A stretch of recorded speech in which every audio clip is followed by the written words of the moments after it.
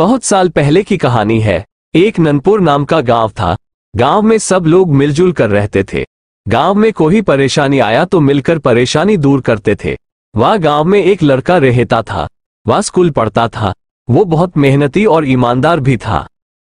एक दिन की बात है, लड़का रास्ते से गुजर रहा था।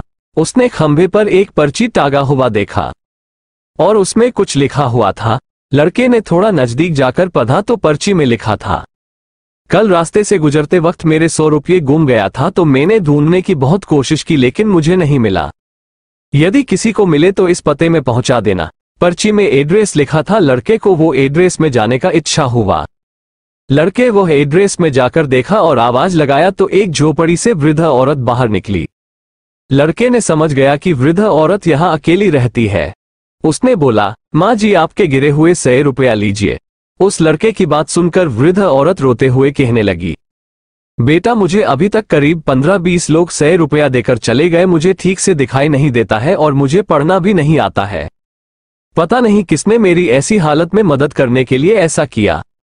और वह रुपया लेने के लिए नहीं मान रही थी। बहुत आग्रह करने के बाद मान जाती है, लेकिन उस वृद्ध औरत कहती है कि तुम जाकर वहां पर्ची फाड़ दो।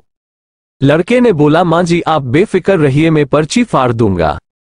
थोड़ी देर के बाद रास्ते में उसने सोचा कि आखिर मुझसे पहले आया उन 15-20 लोगों ने इस पर्ची को नहीं फाड़ा, इसलिए वो लड़का उस पर्ची को बिना फाड़े वहां से निकल जाता है।